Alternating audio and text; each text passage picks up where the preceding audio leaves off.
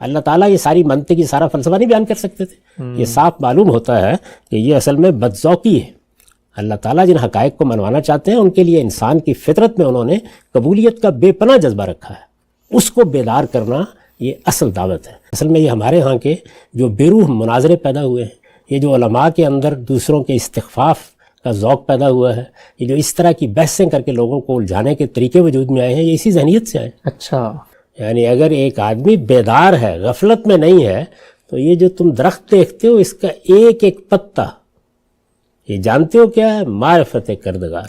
آپ نے دیکھا ہوگا اکثر لوگ مذہبی بحثوں میں جب الجھتے ہیں اور مذہب پر تنقید بھی کرتے ہیں تو ایک پہلو کہتے ہیں کہ علماء کے یہاں یہ جو مذہب کی بحثیں ہیں، کیل کال ہیں، ان میں ایسے سوالات زیر بحث آتے ہیں کہ جن کا علم سے، قرآن مجید سے، حدیث سے کوئی تعلق نہیں ہے۔ انہی میں سے اکثر ایک مثال پیش کی جاتی ہے کہ اللہ تعالیٰ ایسا پتھر بنا سکتے ہیں جو وہ خود اٹھا سکیں۔ میں چاہتا ہوں آج ایک مثال آپ کے سامنے ایک اور سوال کی رکھوں اور مجھے بتائیے گا کیا یہ بحث کوئی ریلیونٹ بحث ہے؟ ہمارے یہاں علم کلام کی جو روایت ہے، عقائد کے علم کی، اس میں یہ بحث کی جاتی ہے کہ کیا اللہ میاں بھی جھوٹ بول سکتے ہیں؟ اور کہا یہ جاتا ہے کہ پیغمبر نے تو جو بات بتائی ہم اس پر ایمان لے بھی آئیں، لیکن یہ امکان تو باقی رہتا ہے، ہمیں ثابت کرنا پڑے گا کہ اللہ نے پیغمبر سے بھی سچ کہا، کیونکہ کوئی عقل والا یہ بھی سوال اٹھا سکتا ہے کہ ہو سکتا ہے اللہ تعالیٰ نے پیغمبر سے نعوذ باللہ جھوٹ کہا ہو، تو ہم اس کا جواب کیسے دیں؟ بتائیے گا مجھے، کیا یہ بحثیں کرنے کی ضرورت ہے ہمیں؟ اللہ تعالیٰ نے اپنی کتاب میں ہماری رہنمائی فرمائی ہے کہ انسان کو اللہ کا دین کس طرح پیش کرنا ہے اور لوگوں سے کیا توقع ہے کہ وہ کیسے مانیں گے۔ تو اس میں یہ بتایا گیا ہے کہ اللہ تعالیٰ نے ہر انسان کی فطرت میں بنیادی ہدایت رکھ دی ہے۔ جس وقت اللہ تعالیٰ کے پیغمبروں کی دعوت سامنے آتی ہے تو اگر کسی نے اس چراغ کو روشن رکھا ہے جو اللہ تعالیٰ نے اس کے اندر جلایا تھا، تو وہی اس روشنی سے بھی استفادہ کرتا ہے۔ ایک بڑی خوبصورت تمثیل ہے قرآن مجید میں سورہ نور میں کہ یہ تو حقیقت میں نور علی نور ہوتا ہے۔ آپ نے اس روشنی کو زندہ رکھا ہے تو آپ اس روشنی کو بھی پالیں گے۔ اگر وہ ہدایت جو اللہ تعالیٰ نے آپ کی فطرت میں دی ہے اس کی آپ نے قدر کی ہے تو اللہ تعالیٰ توفیق دیں گے، آپ پیغمبروں کی بات کو بھی سنیں گے اور سمجھیں گے اور اس کو قبول کریں گے۔ تو یہ بنیادی بات پہلے ذہن میں رکھنی چاہیے۔ اب اگر کسی شخص کا ذوق اتنا پست ہو گیا ہے کہ وہ اس کائنات کے خالق کا تصور کرتا ہے اور اس کے بارے میں بھی اس امکان کو مان لیتا ہے کہ وہ جھوٹ بول سکتا ہے، یعنی ظاہر ہے کہ اس میں اللہ تعالیٰ کی ذات کے بارے میں ایک تصور کیا گیا نا، یہ میں کسی شریف النفس انسان کے بارے میں بھی قائم کرتے وقت 10 مرتبہ سوچوں گا۔ تو اگر کسی شخص کا ذوق اتنا پست ہو گیا ہے تو آپ اس سے پیغمبر کو منوا کے کریں گے کیا؟ پہلے تو اللہ حاصل کیا ہے؟ پہلے تو اس کو بتانا چاہیے کہ ذات خداوندی کے بارے میں اگر وہ کوئی مثبت رویہ رکھتا ہے تو کیا فی الواقع جس پروردگار نے اس کائنات کو بنایا، جس نے مجھے وجود بخشا، جو سراسر خیر ہے، جس نے مجھے یہ حادثہ اخلاقی دیا جس کی بنیاد پر میں حسن و قبح میں فرق کرتا ہوں، وہ کیا جھوٹ بول دے گا؟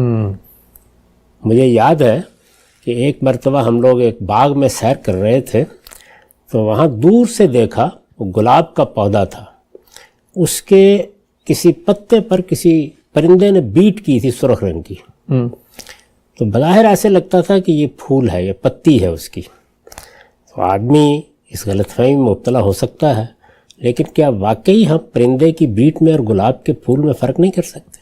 کرتے ہیں۔ اللہ تعالیٰ نے جو حصے جمالیات دی ہے، اس حصے جمالیات کو اسی لیے دیا گیا ہے کہ ہم اس کائنات کو دیکھیں، اس کائنات میں اللہ تعالیٰ کے حسن کو دیکھیں، اس کی قدرت، اس کے علم کا ظہور دیکھیں، اس کی حکمت کا ظہور دیکھیں۔ تو اصل میں اللہ تعالیٰ کو منوانے کے لیے یہ طریقے درست ہی نہیں ہیں۔ آپ پر ذمہ داری کس نے ڈالی ہے کہ آپ اس طرح کے پست ذوق لوگوں سے اللہ تعالیٰ کو منوانے کے لیے نکل کھڑے ہوں؟ اللہ تعالیٰ کو منوانے کا وہ طریقہ ہے جو اللہ کی کتاب میں اختیار کیا گیا ہے کہ آپ متنبع کریں، خبردار کریں، اللہ کی عنایتوں کی طرف توجہ دلائیں، اس کائنات کی طرف توجہ دلائیں، اس میں کار فرما حکمت کی طرف توجہ دلائیں۔ یہاں صورتحال یہ نہیں ہے کہ آپ کو ایک چیز منطقی استدلال سے منوانی ہے، یہاں صورتحال یہ ہے کہ وہ ہدایت جو انسان کے اندر موجود ہے اس کو بیدار کرنا ہے۔ اس لیے پیغمبر اس طرح کے منطقی استدلال کے بے روح طریقے کبھی اختیار نہیں کرتے، وہ ہمیشہ انذار کا طریقہ اختیار کرتے ہیں، خبردار کرنا، بیدار کرنا، غفلت سے جگا دینا انسان کو، اور اس کے لیے اس عقل کو بیدار کرتے ہیں کہ جو حسن و قبح میں فرق کرتی ہے، جو یہ جانتی ہے کہ کیا خیر ہے اور کیا شر ہے۔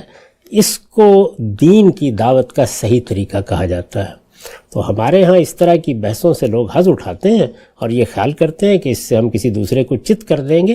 اس میں آدمی سے گریز کر کے اس کے اندر ذوق پیدا کرنا چاہیے۔ یعنی اس طرح کی بحث کسی شعر کے بارے میں کوئی کرنا شروع کر دے گا تو کیا پھر اس کے بعد آپ لے کے اس کو بیٹھ جائیں گے اور اس کو یہ بتائیں گے کہ آئیے میں منطقی طور پر تم پر ثابت کر دوں گا کہ یہ شعر وزن میں ہے؟ اس کے لیے ایک خاص ذوق چاہیے ہوتا ہے، ایک خاص طریقے سے کسی چیز کو اپریشیٹ کرنے کی صلاحیت چاہیے ہوتی ہے۔ تو دین میں یہ طریقہ اختیار کیا گیا، یعنی قرآن میں، کہ ہم اس ذوق کو بیدار کریں۔ یعنی ایک انسان اگر اس حد تک پس ذوق ہو چکا ہوا ہے کہ وہ ایک پرندے کی بیٹ میں اور گلاب کے پھول میں فرق نہیں کر سکتا، تو اس کے اندر پہلے یہ ذوق بیدار کرنا چاہیے۔ یہ بیدار ہو جائے گا تو اس کے بعد وہ صورتحال ہوگی جو فارسی کے شاعر نے بیان کی ہے کہ میں جب درختوں کو دیکھتا ہوں تو ہر ورق دفتریس معرفت کردگار، برگ درختان سبز در نظر ہوشیار۔ یعنی اگر ایک آدمی بیدار ہے، غفلت میں نہیں ہے، تو یہ جو تم درخت دیکھتے ہو اس کا ایک ایک پتا، یہ جانتے ہو کیا ہے؟ معرفت کردگار۔ یہ اس کے بنانے والے کی معرفت انسان کو بخشتا ہے۔ تو اللہ کی معرفت پیدا کرنا، اللہ تعالیٰ کی طرف رجوع پیدا کرنا، اللہ تعالیٰ کے جو ہدایت انسان کے اندر موجود ہے اس کو بیدار کرنا اور انسان کو خود اپنے اوپر غور کرنے کی طرف توجہ دلانا۔ قرآن مجید میں آپ دسیوں مقامات پر دیکھتے ہیں کوئی منطقی نتیجہ نکالے بغیر یہ بتایا جاتا ہے اس آسمان کو دیکھو، اس زمین کو دیکھو، یہ سامنے تمہارے ایک اونٹ کھڑا ہے، دیکھو اس کی خلقت میں کیا کار فرمائی ہوئی ہے، یہ پہاڑوں پر ایک نگاہ کر کے دیکھو۔ اس طرح انسان کے اندر تدبر کی صلاحیت، غور و فکر کی صلاحیت، یہ ہے جو پیدا کی جاتی ہے۔ نتیجہ کیا نکلے گا وہ انسان خود نکالے گا۔ ٹھیک، تو اس میں تو خدا نے پیغمبروں کو یہ کہہ دیا کہ اگر کوئی آدمی اس طرح کی کٹھجتی پر اترا ہوا ہے، وہ ایسے استدلالات کرتا ہے، تو اس جہالت سے اعراض کر لینا چاہیے۔ یعنی اس کے ساتھ خواہ بخواہ الجھنے کی کوئی ضرورت نہیں ہے۔ اس میں جیسے آپ الجھیں گے، کسی کو شفا تو اس سے کیا ہونی ہے، البتہ خود آپ کے لیے دین کی ہدایت ایک بالکل ہی یوں سمجھ لیجئے کہ ریاضیاتی سی چیز بن کے رہ جائے گی۔ تو انسان کو بیدار کرنا، انسان کے فہم کو بیدار کرنا، انسان کے شعور کو بیدار کرنا، یہ اصل چیز ہے۔ دین کی دعوت کے لیے اللہ تعالیٰ کا بتایا ہوا طریقہ یہ ہے۔ ہمارے ہاں جو لوگوں نے اس طرح کے طریقے اختیار کیے ہیں، بس ان سے اب صرف نظر کر لینا چاہیے۔ ٹھیک، اچھا ہم سے ایک استدلال یہ پیش کیا جاتا ہے، آپ بار بار یہ فرماتے ہیں قرآن کا دعویٰ ہے، فطری سادہ استدلال ہے۔ کہا جاتا ہے کہ قرآن مجید کا یہ استدلال، یہ طریقہ، یہ منہج، یہ میتھڈولوجی عام لوگوں کے لیے تو بڑی مفید ہے، جو کھڑے ہوئے ہیں، کوئی بندہ صحرائی ہے، کوئی مرد کوہستانی ہے، وہ تو سمجھ لے گا پہاڑ کیسے بنے، درخت، پتے، چرند پرند۔ لیکن ایک منطق کا پس منظر رکھنے والا، ایک فلسفے کا پس منظر رکھنے والا، ایک سائنس کا پس منظر رکھنے والا، اگر ان کے میدان میں اتر کے ان کو آپ شکست نہیں دیتے ہیں دینی استدلال سے، تو اس وقت تک تو وہ قائل نہیں ہوں گے۔ تو ہمارے اصولیین نے وہ جو پورا علم کلام مرتب کیا ہے، وہ اصل میں پورا ایک منطقی نظام کھڑا ہوا تھا، اس کا رد کیا اس کے اندر جا کے۔ یہ دین کی دعوت میں فتح و شکست کہاں سے آ گئی؟ یہ تو لفظی دین کی دعوت کے لیے اجنبی لفظ ہے۔ اصل میں یہ ہمارے ہاں کے جو بے روح مناظرے پیدا ہوئے ہیں، یہ جو علماء کے اندر دوسروں کے استخفاف کا ذوق پیدا ہوا ہے، یہ جو اس طرح کی بحثیں کر کے لوگوں کو الجھانے کے طریقے وجود میں آئے ہیں، یہ اسی ذہنیت سے آئے۔ اچھا، آپ کے لیے فتح و شکست ہے دین ایک دردمندانہ دعوت ہے، خلوص کی دعوت ہے۔ پیغمبر دیکھ کے آ گیا ہے کہ آگے پل ٹوٹا ہوا ہے، تو وہ تو آپ کو اپنا دل نکال کر یہ بتا رہا ہے کہ اپنے آپ کو بچاؤ اس سے۔ کیا خوبصورت اسالیب رسول اللہ نے اختیار کیے ہیں کہ تم آگ کے گڑھے میں گر رہے ہو اور میں پیچھے سے پکڑ کر تم کو کھینچ رہا ہوں۔ یہ دردمندی، یہ خلوص ہے جس کی طرف جانا ہے. تو جو لوگ منطق میں، فلسفے میں اس طرح کی بحثوں میں الجھے ہوئے ہیں، اس کا طریقہ یہ ہے کہ ان پر ان کے اس الجھنے کی غلطی واضح کی جائے. اچھا، انہیں پہلے وہاں سے نکالا جائے. ان سے کہا جائے فطرت کی شرح پر آؤ، خدا نے تمہارے اندر جو شعور اور احساس دیا ہے اس کی جگہ پر کھڑے ہو جاؤ. اپنی جو عقل عام ہے، جو اللہ کی بہت بڑی نعمت ہے، اس کو بیدار کرو. یعنی وہ ایک ایسی الجھن میں جا پڑے ہیں، آپ اسی الجھن میں خود بھی چلے گئے. یعنی انہوں نے تو اپنے آپ کو برباد کیا تھا، اب ہم نے بھی اپنی بربادی کا اہتمام کر لیا. تو اس کی کیا ضرورت؟ یہ کوئی فتح و شکست کا معاملہ نہیں ہے، اور اس میں فتح و شکست کی ذہنیت سے نکل جانا چاہیے. آپ کا کام یہ ہے کہ آپ انسان کی وہ فطرت جو اللہ نے اس کو دی ہے، صرف اس کو بیدار کریں. دین کی دعوت میں اصل الاصول یہی ہے، اور قرآن مجید نے یہی سمجھایا ہے، ہمیں یہ بتایا ہے. اللہ تعالیٰ یہ ساری منطقی، سارا فلسفہ نہیں بیان کر سکتے تھے. یہ صاف معلوم ہوتا ہے کہ یہ اصل میں بدذوقی ہے. اللہ تعالیٰ جن حقائق کو منوانا چاہتے ہیں، ان کے لیے انسان کی فطرت میں انہوں نے قبولیت کا بے پناہ جذبہ رکھا ہے. اس کو بیدار کرنا یہ اصل دعوت ہے. تو پیغمبروں کی دعوت کے طریقے ہی کی پیروی کرنی چاہیے. یہ بالکل صحیح ہے کہ اس طرح کی ریاضیاتی اور منطقی قسم کی چیزیں بعض لوگوں کے لیے الجھن کا باعث بن جاتی ہیں. تو یہ بجائے خود ایک مرض ہے، اس سے نکالنا چاہیے، اور یہ بتانا چاہیے کہ استدلال کے صحیح طریقے کیا ہیں. استدلال کا صحیح طریقہ یہ ہے کہ آپ اپنے حدود کو پہچانیں. ہم اللہ تعالیٰ کے بارے میں اس دعوے پر نہیں کھڑے ہوئے کہ ہم اللہ تعالیٰ سمجھا دیں گے آپ کو. اللہ تعالیٰ کو ہم کسی معمل اور لیبارٹری میں لے آئیں گے اور آپ کو تمام تر چیزیں جو سامنے نکال کے دکھا دیں گے. نہیں، ہم اس جگہ پر کھڑے ہیں کہ یہ کائنات، انسان کا وجود، مخلوقات میں اللہ تعالیٰ کی قدرت، حکمت، ربوبیت کا ظہور، یہ جو غیر معمولی معنویت ہے، یہ ایک سلیم الفطرت انسان سے یہ تقاضا کرتی ہے کہ وہ یہ مانے کہ اس کا ایک خالق ہونا چاہیے. جیسے ہی اس کے اندر یہ ایک مثبت احساس پیدا ہوتا ہے، تو اب اس کے بعد خالق کیا ہے، خالق کے اوصاف کیا ہیں، اس کی صفات کیا ہیں، اس کے سنن کیا ہیں، اس کے لیے اللہ تعالیٰ نے پہلے دن سے پیغمبروں کا اہتمام کیا ہے. پیغمبروں کے ذریعے سے اس کا تعارف کرانا چاہیے. تو کیا پیغمبروں نے جس خدا کا تعارف کرایا ہے وہ ایسا ہی خدا ہے کہ جس پر چاہے ظلم کر دے، جب چاہے جھوٹ بول دے؟ معاذ اللہ. ہمیں یہ جو احساس دیا گیا ہے وہ یہ ہے کہ وہ تو سراسر خیر ہے. یہ حسن اور قبح کا، یہ خیر اور شر کا جو شعور ہمارے اندر دیا گیا ہے، یہ کیوں دیا گیا ہے؟ یہ اسی لیے دیا گیا ہے کہ ایک طرف ہم اپنے خالق کو پہچانیں، اس کی سچی معرفت حاصل کریں، اور دوسری طرف اس دنیا کے اندر جو فیصلہ کرنا ہوتا ہے ہمیں، وہ فیصلہ کر سکیں. تو میں تو کسی عام انسان کے بارے میں بھی اگر یہ مقدمہ قائم کروں کہ اس نے جھوٹ بول دیا ہے، تو 1000 بار سوچوں گا، بجائے اس کے کہ میں ایک ایسے خالق کا تصور کروں کہ جو خالق ہے، منعم حقیقی ہے، مجھے حسن کا شعور دینے والا ہے، میرے اندر اخلاق کا احساس پیدا کرنے والا ہے. وہ جھوٹ بھی بول سکتا ہے. ایک ضمنی پہلو، ضمنی اشکال سامنے آیا ہے، میں چاہتا ہوں اس پر بھی آپ تفصیلی بات کریں. وہ یہ کہ خود جب آپ سے خدا کے وجود پر اور اس کے وجود کے اس بات کے دلائل پر بات کی جاتی ہے، مختلف ایتھیزم، اگنوسٹزم کے استدلالات سامنے رکھے جاتے ہیں، تو اس کے جواب میں کہا یہ گیا ہے کہ آپ بھی بہت منطقی انداز میں ان کا رد کرتے ہیں، عقلی دلائل دیتے ہیں، اور سامنے والا جو ہے وہ اس سے مبہوت ہو کے رہ جاتا ہے. سوال میرا آپ سے یہ ہے کہ یہ علمی عقلی دلائل تو آپ بھی اپنی گفتگو میں دے رہے ہوتے ہیں، اور ایک عام طور پہ تاثر یہ ہے، میں چاہتا ہوں ذرا اس سوال میں اس کو بھی شامل کیجیے گا. لوگ یہ کہتے ہیں بھائی غامدی صاحب کی گفتگو تو بڑی ریشنل، بڑی لاجیکل، بڑی انلائٹنڈ، بڑی عقلی گفتگو ہوتی ہے. تو یہ پورا جو آپ کا پیراڈائم ہے، یہ بھی تو علمی، عقلی، منطقی دلائل کے ذریعے یہ جدید اشکالات اور شبہات کا جواب دے رہا ہوتا ہے. تو وہاں پر پھر وہ آپ کی بات کہاں ہے، قرآن کا فطری سادہ استدلال؟ قرآن مجید کے فطری سادہ استدلال کو آپ عقلی نہیں سمجھتے؟ جو بات میں نے عرض کی تھی وہ یہ تھی کہ اس طرح کی باتیں جو ایک خاص فلسفیانہ یا منطقی پس منظر سے پیدا ہوتی ہیں، اور لوگ دین کا مزے کا اڑانے کے لیے اس طرح کے سوالات کی صورت میں ان کو پیش کرتے ہیں، یہ وہ چیزیں ہیں کہ جو صاف بتا رہی ہوتی ہیں کہ آپ کا مخاطب وہ ذوق نہیں رکھتا جو اس طرح کی بڑی چیزوں کو سمجھنے یا ان کے اندر اترنے یا ان کو صحیح جگہ پر رکھ کر دیکھنے کے لیے ہونا چاہیے. تو اس میں اعراض کا طریقہ اختیار کر لینا چاہیے. استدلال تو کیا جائے گا، قرآن مجید خود سراسر استدلال ہے، لیکن کس طرح کا استدلال؟ میں نے اس استدلال ہی کی وضاحت کی تھی. تو یہ استدلال تو میں نے بارہا پیش بھی کیا ہے. اس استدلال کی وضاحت میں نے اپنے قلم سے اپنی کتاب میزان میں کی ہے.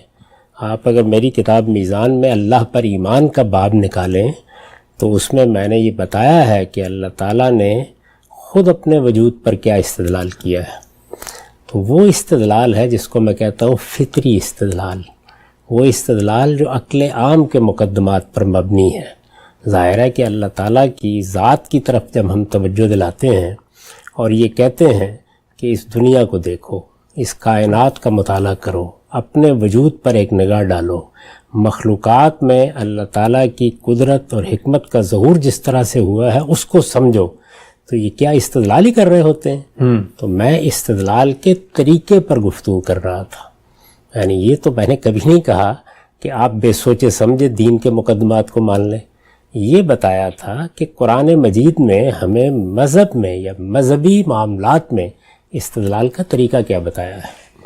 دو طرح کی چیزیں ہیں نا. ایک وہ چیزیں ہیں کہ جو ہمارے دائرہ علم میں آتی ہیں جن میں استدلال کے مقدمات بھی ان چیزوں سے اٹھائے جاتے ہیں جو ہمارے تجربات اور مشاہدات پر مبنی ہیں. چنانچہ استدلال کا یہ طریقہ بھی دین میں اختیار کیا جاتا ہے.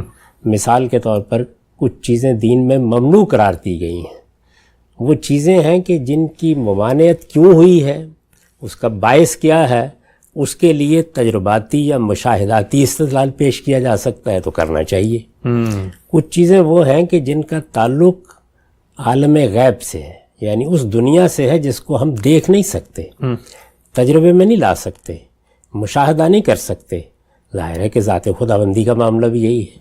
یعنی یوں تو نہیں ہے کہ اللہ تعالیٰ کو دکھایا جا سکتا ہے یا آپ کو آسمان پر لے جایا جا سکتا ہے کہ مشاہدہ کر لیجئے.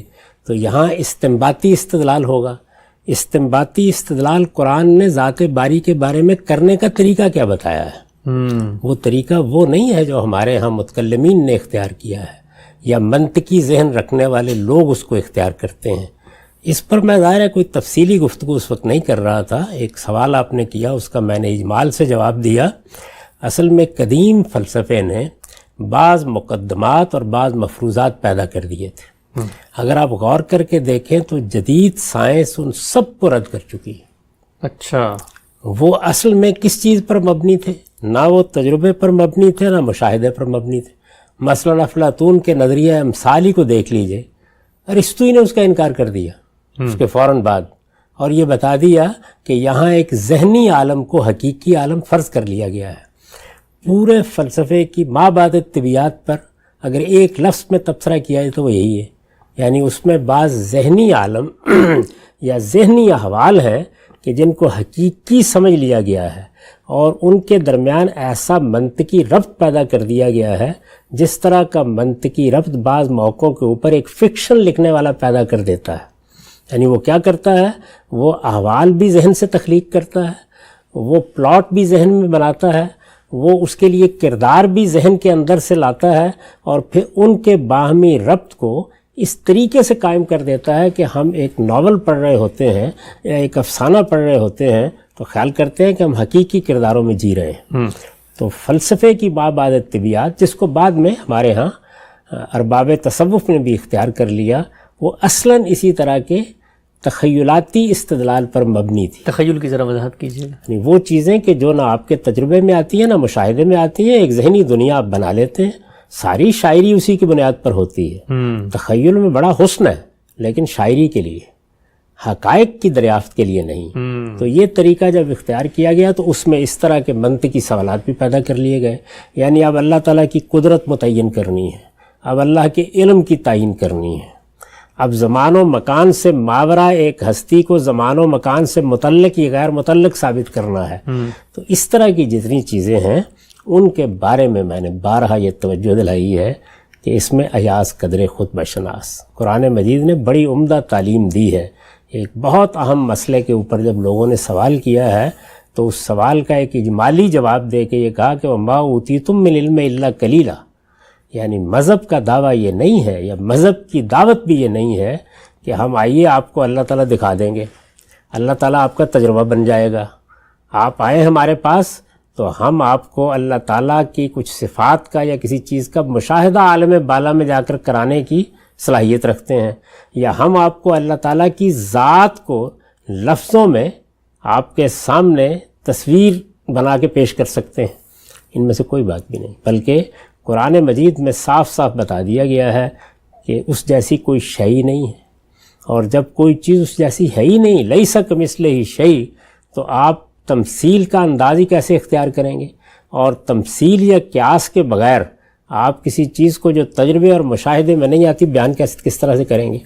تو اس لیے قرآن مجید نے پھر یہ توجہ دلائی ہے کہ اصل میں انسان کو وہاں سے اٹھانا چاہیے جہاں سے وہ فطری طور پر اپنے پروردگار کے بارے میں سوچنے مجبور ہوتا ہے، یعنی اس کی ذات، مخلوقات، ان مخلوقات میں حکمت کا وجود، ان میں قدرت کا ظہور، ان میں ربوبیت کا ظہور، ان میں رحمت کا ظہور۔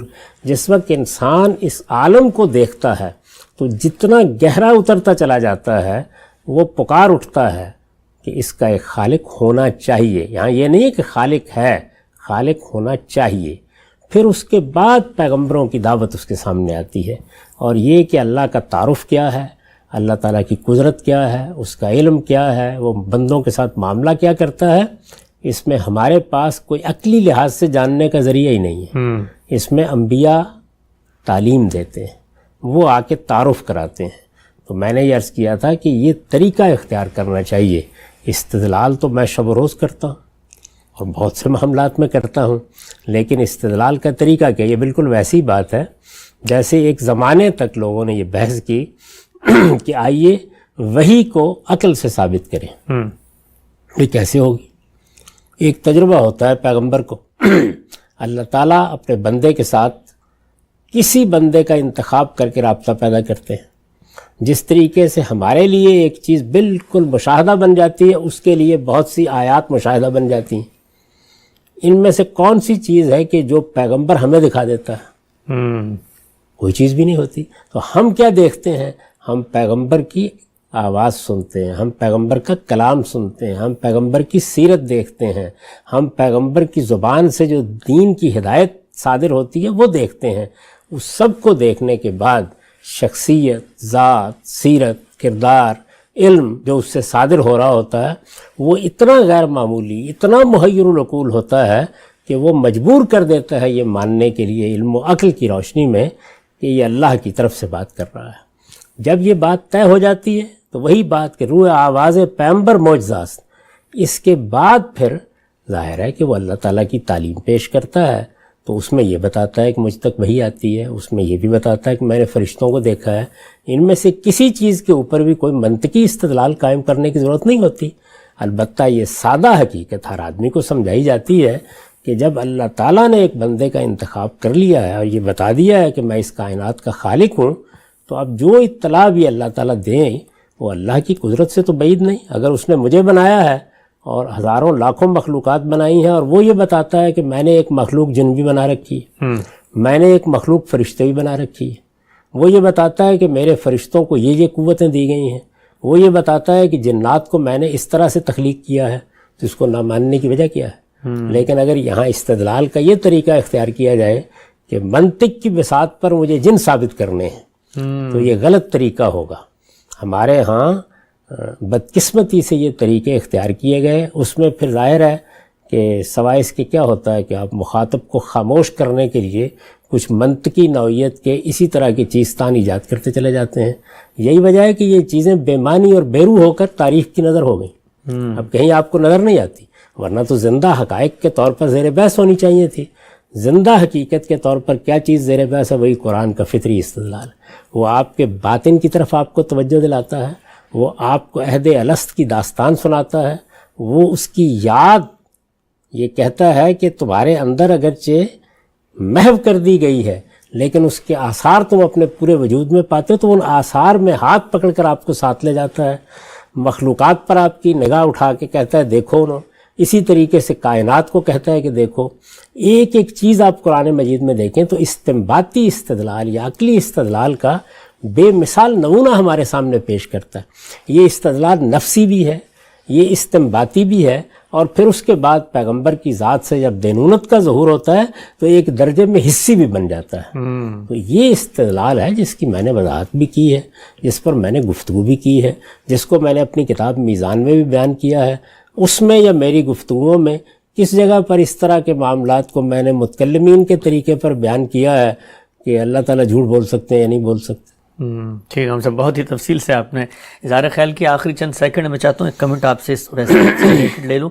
ہمارے ہاں کچھ جدید پڑھے لکھے مسلم تھنکرز، فلاسفرز نے بھی اسی منہج کو جب اپنایا تو بہت ساری قرآن مجید کے ایسے دعوی جو منطق اور ان کی عقل کے مسلمات جس کو وہ سمجھتے تھے مطابق نظر نہیں آئے تو انہوں نے ان کا انکار کر دیا، جیسے جن ہے، جنت جہنم کے حوالے ہم نے سر سید اور پرویز صاحب کے افکار پہ اس کی بھی کیا یہی وجہ بنی کہ وہ جو ایک ذہن لے کر گئے ہیں اس میں ایک چیز فٹ نہیں بیٹھی تو پھر انکار ہو گیا؟ بالکل ایسے ہی، یعنی قرآن مجید نے یہ بتایا ہے کہ تمہیں اپنے علم کے حدود کیسے جاننے ہیں، تمہیں کس درجے میں استنباطی استدلال کرنا ہے، کس جگہ تمہارے نفس کے اندر جو ہم نے ایک فطری نوعیت کا علم رکھا ہے اس کی دریافت کی طرف توجہ کرنی ہے، اور وہ کون سی جگہ ہے جس کے بعد انبیاء تمہاری رہنمائی کے لیے موجود ہوں گے، اور ان میں سے ہر درجے کے لیے ایک عقلی استدلال موجود ہے، لیکن یہ عقلی استدلال آپ کو اس جگہ پہنچاتا ہے، اس کے بعد پھر آپ مشاہدے اور تجربے کی دنیا میں داخل ہو جاتے ہیں۔ یہ طریقے کا مسئلہ ہے، کون سا طریقہ اختیار کرنا ہے؟ قرآن کا استدلال کا طریقہ۔ یہ طریقہ استاذ امام نے اپنی کتابوں میں اختیار کیا، حقیقت شرک میں، حقیقت توحید میں، یہ طریقہ تدبر قرآن میں اختیار کیا گیا۔ اس طریقے کی اور بہت سی مثالیں بھی اہل علم کے ہاں ملتی ہیں، میں نے بھی ہمیشہ یہی طریقہ اختیار کیا۔ یہ طریقہ شفا دیتا ہے دل کو، یہ انسانی فطرت کے لیے اللہ تعالیٰ کا پیغام بن جاتا ہے، تو قرآن نے یہ سکھایا ہے، تو میں نے قرآن کے استدلال کی طرف توجہ دلائی ہے۔ اس استدلال کو میں کیوں بیان نہیں کروں گا؟ میرا تو کہنا ہی یہ ہے کہ قرآن اپنے مقدمات کو ثابت کرنے کے لیے شافی و کافی ہے، کسی اور چیز کی طرف توجہ کرنے کی ضرورت ہی نہیں ہے۔